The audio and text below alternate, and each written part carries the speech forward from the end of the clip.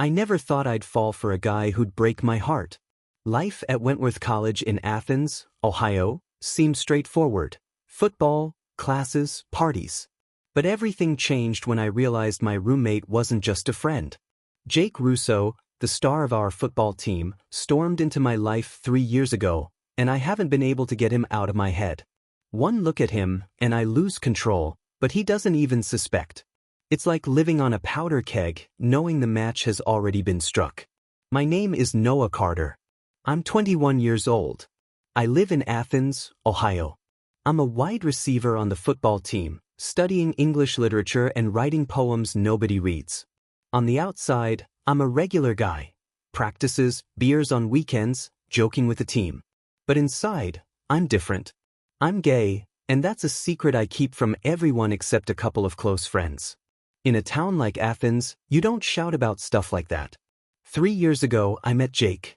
He barged into our dorm room with 2 huge bags, grinning like he already owned the campus. "Hope you don't snore, bro," he said, sticking out his hand. His palm was warm, his smile the kind that told me I was screwed. Jake's the quarterback, the guy girls whisper about in the dining hall. Tall, with dark, always messy hair and eyes that seem to laugh at you. He's the type who's always the center of attention, knows everyone and everything. We got tight fast. Practices, late-night talks, pizza in our room, it all brought us closer. I'd sit in the stands during his games, pretending I was cheering for the team, not staring at him. Jake would talk about his dates with girls, and I'd nod, hiding how much it stung. He saw me as his best friend, while I dreamed of something that'd never happen. Every time he changed after practice, casually tossing his shirt aside, I'd look away, scared he'd notice. His body, all muscle from football, was too close for me to think straight. One evening, we were chilling in our room, half-heartedly flipping through textbooks. Jake was sprawled on his bed, tossing a ball at the ceiling. "Noah, you ever been in love, like for real?" he asked, not looking at me. I froze, unsure what to say. "Yeah, sorta, something like that," I mumbled, hoping to dodge it. He snorted but didn't push.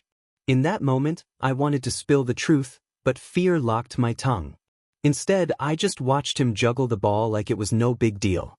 Our days rolled on, practices, lectures, locker room banter. But every time Jake slapped my shoulder or laughed at my joke, my heart tightened. I knew he was straight, which made my feelings even more impossible. Still, something told me things could shift. One wrong move, and our friendship might turn into something more. Or crash and burn completely. I couldn't get Jake out of my head after that night he asked about love. Our routine at Wentworth College went on, but something inside me shifted. Jake and I were still inseparable. Practices, pizza, talking till midnight. But every glance from him, every casual brush of his shoulder on the field, burned me like hot coal. I knew he was straight, and that made my feelings a dead end. Then he tossed a match that nearly set everything ablaze. That evening, we were in our dorm room. I was trying to write a literature essay, while Jake sprawled on his bed, scrolling through his phone. He'd just broken up with Mia, his latest girlfriend, and was clearly in a mood. "Noah, get this. She said I kiss like a rookie," he tossed out, not looking up from his screen. I snorted, trying not to show how much the topic rattled me. "Maybe she's just picky," I said, hoping he'd drop it. But Jake put his phone down and sat up, eyeing me with a sly grin. "You're gay, right? You know how this stuff works?" he started, and I felt my face heat up. He'd known about my orientation since freshman year. I told him offhand, and he just shrugged. "Cool, bro, more girls for me," he said back then. But now his tone was different, like he was up to something. "Teach me how to kiss properly," he blurted, and I nearly dropped my laptop. "You serious?" I asked, trying to laugh it off to hide the panic. "Yeah, why not? We're friends," he said, like he was suggesting a game of cards. I didn't know how to say no without giving myself away. My heart was pounding so hard I thought he'd hear it. "Fine, but don't laugh later," I said, closing my laptop. Jake scooted over on his bed, patting the spot next to him. "Come on, Professor, show me," he grinned. I sat down, trying to keep some distance, but the room suddenly felt too small. His knee brushed mine, and I forgot how to breathe. "So, how's it done?" he asked, and there was a hint of awkwardness in his voice I'd never heard before. I tried explaining the theory, but my words got jumbled. "Look, the key is not rushing," I started, but Jake rolled his eyes. "Enough lectures, just show me," he said, leaning closer. I froze, feeling the warmth of his breath. Our lips met, lightly, almost by accident. It was like a jolt of electricity. I pulled back, trying to collect myself, but Jake was looking at me like he expected more. "That's it?" he asked, and there was a flicker of disappointment in his eyes. "No, that's just the start," I said, gathering my nerve. I leaned in again, more confident this time. Our lips touched softly but with purpose. I felt him respond, clumsy but real. His hand landed on my shoulder, and I forgot everything. Our friendship, my fear, the fact this was just practice. The kiss deepened, and I heard a quiet sound, maybe a sigh, maybe a moan. I don't know whose it was. My hand slid to his neck, and for a second, it felt like this wasn't a game.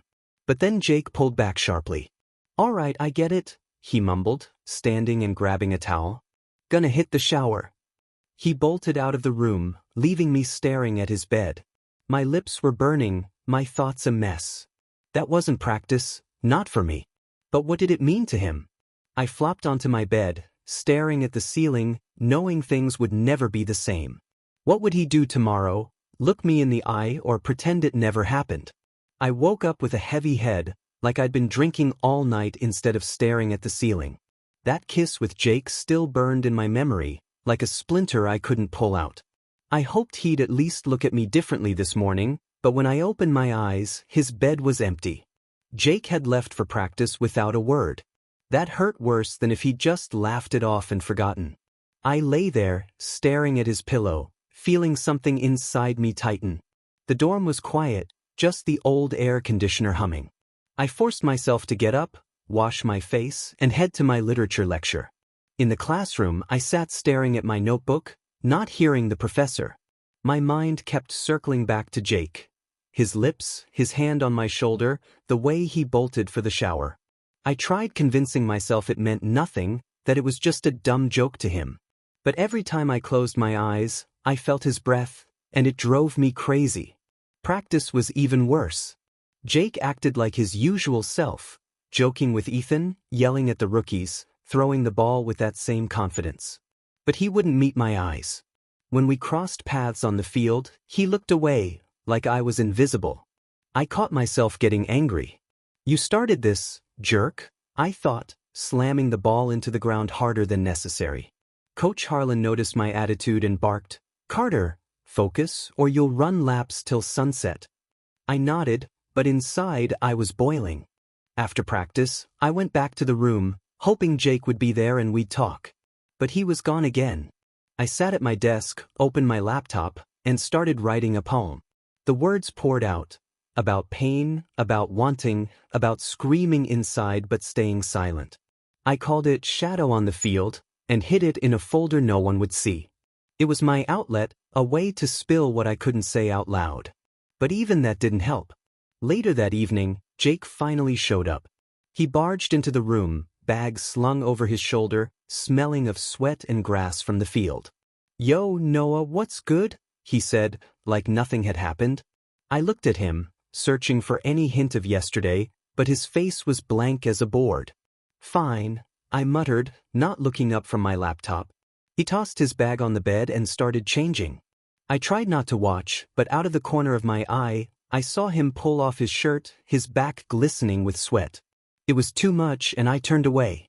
"Heard you were off your game at practice today," he said, pulling on a clean tee. "Coach said you nearly broke the ball." I shrugged, not wanting to engage.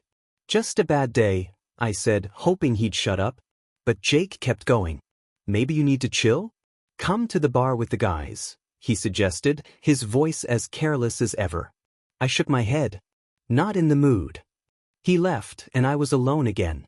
I opened my poem folder and reread Shadow on the Field. There was one line I didn't remember writing, "You left, but your taste stayed." I slammed my laptop shut, feeling anger give way to something heavy and bitter. Jake acted like our kiss was a dream, but I knew he felt something too. Or was I just fooling myself? What would he do if I brought it up first? I thought I could pretend everything was fine, but Jake was too good at it. A week had passed since that kiss, and he acted like it never happened. Joking at practices, flirting with girls in the dining hall, slapping my shoulder like I was just a buddy. But I saw him pause sometimes, when he thought I wasn't looking. Those moments were like sparks I was too scared to fan. I was mad at him, at myself, at the fact I couldn't just forget. On Friday, the team hit up the Rusty Nail, a local dive with sticky tables and cheap beer. I didn't want to go, but Ethan, our linebacker, dragged me along, saying I looked like a winner. The bar was buzzing, music blaring, team guys shouting songs, girls giggling at their jokes. I sat in the corner with a beer, watching Jake. He was the center of attention as usual, telling some story with a wide grin. But I caught his eyes flick to me before he quickly looked away. A couple of hours in, the beer hit everyone's heads. Jake slid into the seat next to me, his eyes glassy from drinking. "Noah, why you so sour?" he asked, clapping my shoulder. His hand lingered a bit too long, and I felt my body tense. "Just not feeling it," I said, taking a swig to avoid his gaze. He leaned closer, and I caught the scent of his cologne mixed with whiskey. "You're always so serious, loosen up," he said, and his fingers brushed my neck, like it was an accident. I jerked back like I'd been burned. "Jake, cut it out," I said, trying to sound calm, but inside I was raging. He grinned, but something flickered in his eyes. Uncertainty, maybe. "What, can't talk to my friend?" he asked, but he didn't push. Instead, he got up and headed to the bar, where some blonde was already hanging around. I watched him flirt with her, and something inside me broke. This was worse than ignoring me. It was like he was shoving his normal in my face. I left the bar early, not saying goodbye. Outside, it was cold, and I kicked rocks along the sidewalk as I walked to the dorm. In my room, I collapsed on my bed, trying to shake off his touch. But it was there, warm, insistent, a reminder I couldn't control. I opened my laptop to write, but the words wouldn't come. Instead, I just sat, staring at a blank screen, until I heard the door open. Jake stumbled in, not alone. The blonde from the bar was on his arm, giggling. "Oh, Noah, you're here," he said, his voice too loud, like he was trying to convince himself everything was fine. I nodded, not looking at him. "Gonna take a walk," I muttered, grabbing my jacket. He stepped toward me, like he wanted to stop me, but changed his mind. "You don't have to," he said, but I was already shutting the door. I wandered campus half the night, until my legs ached. When I got back, the blonde was gone, and Jake was asleep, sprawled across his bed. His face looked peaceful, almost vulnerable, and I hated myself for still wanting him. I lay down, still in my clothes, staring at the ceiling. He could pretend all he wanted, but I saw cracks in his mask. The question was whether I had the guts to break them open. I was tired of Jake's games, of his looks that said more than he did. After that night at the bar, I tried keeping my distance, but it was like trying not to breathe. Jake and I still shared a room, practiced together, and every day felt like dancing through a minefield. I noticed how he'd sometimes stare at me, not casually, but with something warm, almost tender. But the second I caught his eye, he'd turn away, like it was nothing. It drove me nuts, but I couldn't stop hoping. That evening, we stayed in the dorm. Practice had worn us out, and I sat at my desk, flipping through a literature textbook, though my mind was anywhere but there. Jake was sprawled on his bed, staring at the ceiling, silent. A rarity for him. He usually talked nonstop, but tonight the quiet was thick, like before a storm. I felt his eyes on me but kept mine down, scared I'd see that emptiness again. "Noah," he said suddenly, his voice softer than usual. I looked up and my heart skipped. He was sitting, knees pulled to his chest, looking unsure, almost vulnerable. "Can I ask you something?" he went on, fidgeting with the hem of his shirt. I nodded, closing my book, bracing for anything. "How'd you know you were, gay?" he blurted, his cheeks flushing slightly. I froze, not expecting that. We talked about it before, but always lightly, like discussing the weather. Now his eyes searched mine, like my answer mattered more than anything. It wasn't like a switch. I started trying to sound steady. At 13, I noticed I wasn't looking at girls like other guys. Thought it was a phase at first, but then I realized I liked guys and that wasn't changing. I paused, watching him. It was scary, but it got easier once I accepted myself. Jake listened, not interrupting, his gaze locked on me. What if someone thought one thing their whole life, then everything flipped? He asked quietly, and I felt the air between us thicken. His words were like a key, unlocking a door I was afraid to touch. You mean if someone realized they're into something they didn't expect? I clarified, trying not to scare the moment off. He nodded, staring at the floor. What if everything I thought about myself was wrong? He said, his voice catching. I slid closer, sitting on the edge of his bed. Our knees nearly touched, and I could feel the warmth of his body through his jeans. It's okay not to know, I said, meeting his eyes. You don't have to figure it all out right away. Sometimes you just need time. His gaze met mine, and for a second, I thought he might lean closer. My hand moved to his shoulder, and he didn't pull away. His skin was warm, his breathing a little faster than usual. You're always so understanding, he said with a small smile, but there was gratitude in his voice. I felt my fingers tighten slightly on his shoulder, and he responded, resting his hand over mine. It was like a current, not a kiss, but just as intimate. We sat there, frozen like we were scared to break it. His fingers laced with mine, and I forgot how to breathe. It was gentle, almost fragile, but so right. Then he stood abruptly, looking away. I'm gonna grab coffee, he mumbled, snatching his jacket. The door slammed, and I was alone, still feeling the warmth of his hand. My chest burned with hope and fear. He was so close to saying more. But what would he do when he got back? I didn't know what to expect from Jake after that night. He ran off for coffee. He came back late, mumbling something about a line at the cafe, and we both acted like nothing happened. But his question about how I knew I was gay hung in the air, like an unspoken promise. I caught his looks at practice, in the dining hall, in our room. They were softer, like he was trying to figure something out. I wanted to believe he was closer to me, but the fear it was just my imagination wouldn't let go. On Friday night, we both skipped Ethan's party. I said I had to finish an essay, but really, I didn't want to see Jake with another girl. He just shrugged and said he was tired. We stayed in the dorm, and it was weirdly cozy. I sat on my bed, flipping through literature notes, while Jake lounged on his, tossing a ball in his hands. The silence was warm, not tense like before, and I felt my heart beat a little faster. "Wanna order pizza?" he suggested suddenly, looking at me with a slight smile. I nodded, glad for any excuse to break the quiet. "The usual, pepperoni?" And he grinned. "You know me," he said, and there was something soft, almost affectionate in his voice. Half an hour later, we were sitting on the floor, leaning against his bed, a pizza box between us and beers in our hands. We talked about random stuff. Coach Harlan yelling at the rookies again, my essay, how Ethan once got stuck in the showers. It felt like before all the looks and silences. But then the conversation faded, and I felt his knee brush mine. I didn't move away, and neither did he. "Remember when we first met?" he asked, staring at his beer can. "You barged in with those dumb bags and said I better not snore," I said, smiling. He laughed, and his laugh was so warm it melted my defenses. "I thought you were a solid guy back then," he said, turning to me. "Now I'm thinking, I don't know what I'm thinking." His words hung there, and I looked into his eyes. There was so much in them, confusion, tenderness, something that made my heart tighten. "Jake," I started, but he leaned closer, and I went quiet. "Let's try again," he said softly, and I knew what he meant. No need to clarify. I set my beer down, my hands trembling. "You sure?" I asked, my voice rough.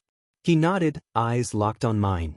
I leaned toward him, and our lips met, gentle but certain, unlike the first time. His hands slid to the back of my neck, pulling me closer, and I felt his fingers tangle in my hair. The kiss was warm, deep, like a conversation without words. I heard his soft sigh, and my hands moved to his shoulders, feeling the heat of his skin through his shirt. This wasn't just a kiss, it was like a confession, a step across a chasm. His breathing quickened, and he pulled me closer, our bodies almost melting together. My hand grazed his chest, feeling his heartbeat. We forgot the pizza, the beer, the world outside our room. But then he froze, his lips pulling away, and I saw panic in his eyes. "Damn, Noah, I don't know," he muttered, standing. I'm going to Ethan's." He grabbed his jacket and bolted, leaving me on the floor, lips burning and an ache in my chest. He was so close. Why does he keep running? I didn't sleep after Jake ran off to Ethan's. His scent, cologne mixed with beer, still lingered in the room, and my lips burned from our kiss. I lay on my bed, staring at the ceiling, trying to figure out what went wrong. He was so close, so open, but then he slammed the door again. I was angry, but more than that, I missed him. His laugh, the way he made everything easier. Morning came gray, and I knew he wouldn't be back soon. Days dragged like molasses. Jake didn't show up at the dorm, and I heard from Ethan he was crashing at his place. At practice, he was like a shadow, doing what he had to, but not looking at me. I caught his gaze a couple of times, and there was so much turmoil in it, I felt guilty. I texted him, "I'm here when you're ready," but got no reply. My phone stayed silent and it was killing me. I didn't want to lose him, even if we stayed just friends. I threw myself into football to drown my thoughts. Practice became my escape. I ran until my lungs burned and hit the ball like it was to blame for everything. But Coach Harlan noticed I was off. After one session, he pulled me aside. "Carter, you're playing like you're fighting ghosts," he said, looking me in the eye. "Face what's eating you, or it'll break you." I nodded, but his words stuck in me like a hook. He was right, but I didn't know where to start. That evening, I sat in our room, trying to write a poem. Words wouldn't come, and I just stared at a blank screen. So I decided to head to Dow Lake, a place where I could always think. It was cold, and the stars reflected on the water like shards. I sat on the shore, knees pulled up, thinking about Jake. I remembered his laugh, the way his hand brushed mine, how his lips felt so warm. It hurt, but I couldn't stop. I didn't hear someone approach. "Noah?" I heard his voice and turned. Jake stood a few steps away, in his old jacket, hands in his pockets. His face was tired, but his eyes were alive, full of something I couldn't read. "Mind if I sit?" he asked, and I nodded, my heart pounding. He sat close, so close I could feel the warmth of his body. We were quiet, staring at the water, and the silence wasn't heavy, it was soft, like a blanket. "I don't know what I'm doing," he said finally, his voice rough. "I keep thinking about you, and it scares me." I turned to him, and his gaze was so open I forgot how to breathe. "You don't have to know," I said softly. "Just be here." He looked at me, and his hand slowly covered mine. His fingers were cold but warm underneath, and I squeezed them, scared he'd vanish. We sat there, holding hands, and I felt his thumb stroke my skin. It was gentle, almost imperceptible, but so intimate my heart sang. His shoulder pressed against mine, and I caught his breath, steady, but trembling slightly. "I don't want to lose you," he whispered, and I turned to see his face. His eyes gleamed in the moonlight, and I wanted to kiss him, but instead, I just held his hand tighter. The silence spoke for us. He left first, saying he'd be back at the dorm tomorrow. I watched him go, still feeling his warmth. He was scared, but he was here. What would he say when we were in the same room again? I couldn't stop thinking about Jake after our night at the lake. His hand in mine, his quiet voice, it was like a beacon in the fog, but I was still scared he'd vanish again. The morning after was sunny, and I decided I was done moping. If Jake wanted to play silent, I wasn't chasing him. But when I got back from class, the dorm door slammed, and there he was, same dumb bag he carries his gear in, looking like he hadn't slept in a week. "Yo, Noah, you're home," he said, dropping his bag on the floor.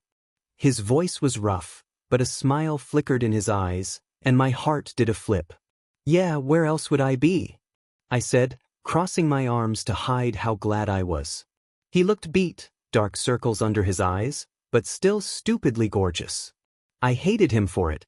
"Look, I was a jerk," he blurted, rubbing his neck. Running off like that wasn't cool. "Sorry." I raised an eyebrow, trying not to grin. "A jerk? That's putting it lightly," I said, and he snorted like he expected it. "Yeah, I know, I'm the idiot champ," he said, stepping closer. The room suddenly felt small, and I could feel the warmth of his body even from a yard away. This stuff doesn't fit in my head," he went on, looking me in the eye. "But I missed you. This room without you is like a locker room without beer." I laughed, couldn't help it. "Nice comparison, genius," I said, but his words hit something deep. He missed me. That was more than I'd hoped. "Fine, you're forgiven, but only if you buy pizza," I added, trying to lighten the moment. He grinned, his face lighting up like someone flipped a switch. "Deal, but I'm picking the toppings," he said, flopping onto his bed like he'd never left. We ordered pizza. He insisted on pineapple and I rolled my eyes, calling him a freak. While we waited, he put on some cheesy 90s pop playlist, and I couldn't stop laughing when he started singing along, waving his arms like he was at a concert. "Seriously? This is your taste?" I asked, chucking a pillow at him. He caught it and tossed it back, nailing me in the face. "Jealous, Carter," he said, and we both cracked up like total morons. When the pizza arrived, we sat on the floor like that one night, and everything felt easy, like nothing had broken. But I saw him pause sometimes, looking at me, his smile softening. "No, for real," he said suddenly, setting his slice down. "I don't know who I am right now, but I don't want this to wreck us." His voice was raw, and my throat tightened. "We won't wreck," I said, meeting his eyes. "Friends or whatever, we'll figure it out." He nodded, and his hand rested on my wrist, not hard, but enough to feel the warmth of his fingers. It was like a promise, light but real. I didn't pull away, and neither did he. We sat there, some 90s dude wailing about love in the background, and I felt his thumb brush my skin. It wasn't like the lake, not as intimate, but still warm, like we were learning to trust again. Then he stood, stretching, and said he was hitting the shower. "Don't snore till I'm back," he tossed out, winking, and I hurled another pillow missing. The door closed and I smiled, looking at his empty bed. He was back, but what happens when we start talking for real? I couldn't believe Jake came back and stayed. After our night with pizza and dumb songs, something between us shifted, not sudden, but slow, like water wearing down a stone. We still joked, slapped each other's shoulders at practice, but his looks lingered, warmer, and my heart stopped every time he stayed close. I wanted more, but I was scared of spooking him, scared he'd run again. But that night at Dow Lake, everything changed. We decided to walk after dinner in the dining hall. Jake said he needed air, and I went with him, no questions asked. The night was warm, stars burning bright, the lake shimmering like a mirror. We walked in silence, just gravel crunching under our sneakers. I felt him beside me, not just a friend, but someone who'd become part of me. It scared me, but I didn't want it to end. "Noah," he said suddenly, stopping by the water. His voice was low, almost shaky, and I turned to him. He stared at the lake, but I saw his hands clench into fists. "I keep thinking about you," he went on, and his words hit me like lightning. "Not just as a friend. It's more, and I don't know how to deal with it." I froze, afraid to breathe, afraid he'd change his mind. His eyes met mine, and there was such vulnerability in them, it hurt. "Jake, you don't have to know," I said, stepping closer. "But I think about you too. All the time." My voice was rough, and I hated how desperate it sounded. He looked at me, his chest rising faster. "I don't want to screw this up," he whispered, and I shook my head. "You won't," I said, and my hand moved to his face, touching his cheek. His skin was warm, a little rough with stubble, and he didn't pull away. He leaned in, and our lips met, not rushed, but like we both knew it was inevitable. The kiss was soft but deep, full of everything we couldn't say. His hands settled on my waist, pulling me closer, and I felt his fingers grip my jacket. My hand slid to his neck, and I heard his quiet sigh, echoing inside me. This wasn't like before, Not panic, not a game, but something real, like a confession. We pulled back, but not far, our foreheads almost touching. His breath was warm, and I felt his heart pounding under my palm on his chest. "I'm falling for you," he said, so quiet I barely heard. Those words were like a blow, but the kind that makes you want to live. "Me too," I said, my voice shaking, but I didn't care. I wanted to shout it, but instead I kissed him again and he responded, pulling me so close I forgot where I ended and he began. We sat by the lake half the night, holding hands, sometimes kissing, sometimes just watching the water. His shoulder pressed against mine, and I felt the warmth of his body, like a promise he wouldn't leave. But I knew this was just the start. People in Athens, the team, his own fears, they all stood between us. "We'll figure it out," I said, squeezing his hand, and he nodded, but there was a shadow of doubt in his eyes. What happens when we face the real world? I didn't know how Jake and I would live after that night at the lake, but one thing was clear, there was no going back. His confession, our kisses, the warmth of his hand in mine, it changed the playbook. We got back to the dorm, and my heart raced every time he looked at me. But reality didn't wait. College, the team, nosy stares in Athens, they loomed like a defensive line on the field. I wanted to believe we'd make it, but fear still gnawed at me. We decided to keep our relationship quiet until we figured it out. At practice, we were just Noah and Jake, teammates who yelled when someone screwed up. But in our room, it was different. Evenings, when campus went still, we sat on his bed, talking, laughing, sometimes just silent, holding hands. His fingers laced with mine, and I felt the warmth of his palm, like a promise he wasn't going anywhere. It was so simple, so right, I hated myself for ever being scared. One night, Ethan barged in without knocking, and I jerked away from Jake like we'd been caught robbing a bank. Ethan raised an eyebrow but didn't say anything, just asked if we were hitting the bar. "Not tonight, bro," Jake said, his voice steady, but I saw his hand clench. When Ethan left, Jake turned to me. "Maybe it's time to tell someone?" he asked, and my stomach nodded.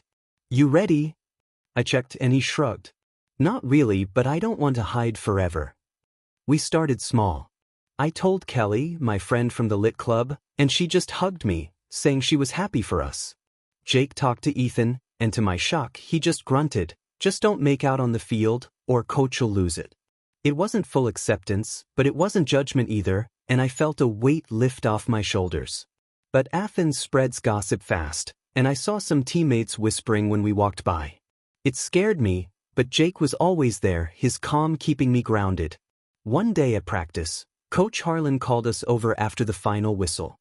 "Carter, Russo, what's this crap going on?" he barked, but his eyes were more curious than pissed. I froze, but Jake stepped up. "We're together, coach."